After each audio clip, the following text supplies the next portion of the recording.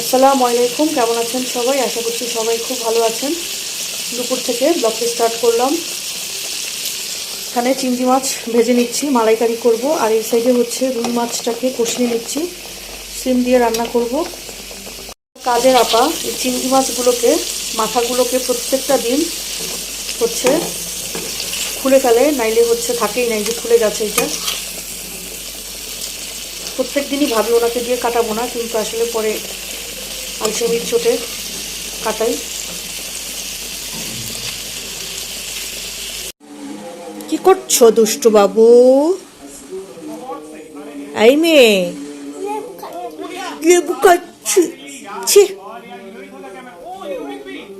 দেখেন হাতে এঁকে কি অবস্থা করেছে মার্কার পেন দিয়ে।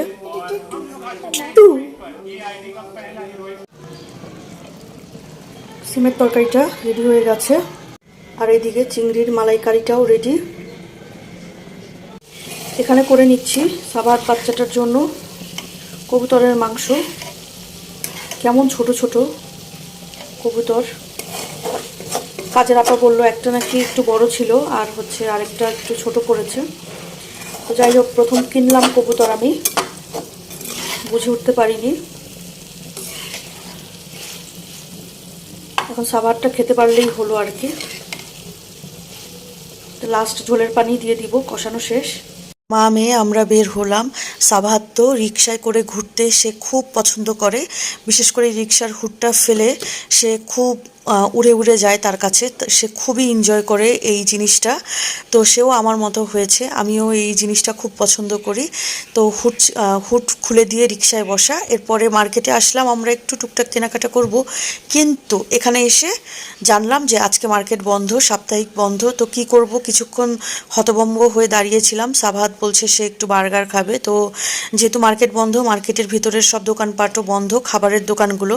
তো কি করব, সাবাহাতকে বললাম পাশেই স্ট্রিট ফুড বসেছে কিছু এখানে। তো বললাম যে আসো, তোমাকে এখানে আজকে বার্গার খাওয়াই, তুমি কেমন হয় খেয়ে আমাকে একটা রিভিউ দাও। তো সে বলল মোটামুটি আসলে ভালোই তার কাছে লেগেছে। ছোট্ট মানুষ তো, আমি যদিও টেস্ট করিনি, আমার কাছে ভালোই লাগছিল না টেস্ট করতে। তো সে টেস্ট করে বলল এই যে বার্গারের সাইজটা, এই বার্গারটা ছিল 60 টাকা, মোটামুটি রেঞ্জের ভিতরেই ছিল। মানে টাকা অনুযায়ী আমার কাছে মনে হয় যে টেস্ট ঠিকই আছে। এটা তো আর আমেরিকান বার্গারের মতো টেস্ট হবে না, কিন্তু যাই হোক ছোট্ট মানুষ, সে বলছে যে তার কাছে ভালোই লেগেছে। তো বাইরের সাইডে আমরা কিছু হালকা পাতলা কেনাকাটা করলাম। আর এই যে দেখেন এই দুষ্টু বাচ্চাটা এখানে ডান্স করছে সবার সামনে। এরপরে যাই হোক আমরা বাসার দিকে চলে আসতে নিয়েছি, হঠাৎ করে সে বলল সে হচ্ছে সেই দিনের সেই ছোট্ট সন্দেশগুলো নিবে। তো সেখান থেকে আবার দেখলাম পাশেই চা বিক্রি করছে। তো চা দেখে আর লোভ সামলাতে পারলাম না, চা নিয়ে বাসায় আসলাম। দেখেন দুষ্টুটার অবস্থা। বাসায় এসে ট্রায়াল দিচ্ছিলাম। আর এই যে তার জন্য ট্রাউজারগুলো আনতে গিয়েছিলাম, শীতের কাপড়, শীতবস্ত্র। এই যে দেখেন অবস্থা, চেহারাটা দেখেন,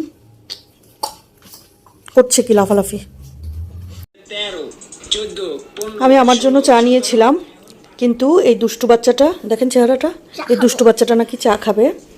তো আসলে চাটা আমি একটু চুমুক দিয়ে দেখলাম, অনেক মজা। সে কিভাবে যেন বুঝলো যে চাটা অনেক মজা হবে, কিভাবে বুঝেছো? মানুষ না, মানে এটার গ্রানটা তার ভালো লেগেছে চায়ের, এই জন্য সে খেতে চেয়েছে।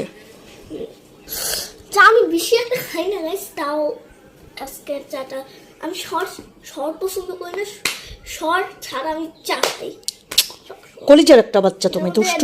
সম্পূর্ণ চা শর্ট নেই, তা আমি এটা খেতে পারবো। এই যে ছোট্ট সন্দেশগুলো এনেছে আজকে আবার সে, পণ্ডিত নেই। আর ছোটোবেলার আলুর চিপসগুলো পেলাম, তাই নিয়ে আসলাম। আর সাথে তেহারি নিয়ে আসলাম সাবাহাত আর আমার জন্য। দেখেন এই দুষ্টুটার অবস্থা, খাবার নিয়েছি আর এই যে বসে বসে লেবু খাচ্ছে। এত বড় একটা দুষ্টু। এই দুষ্টু, এই দুষ্টু, এই দুষ্টু।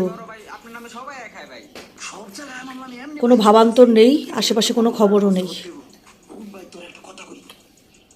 বাবাই বলে দাও সবাইকে আজকের মতো। বাবা টিটা গুজবে।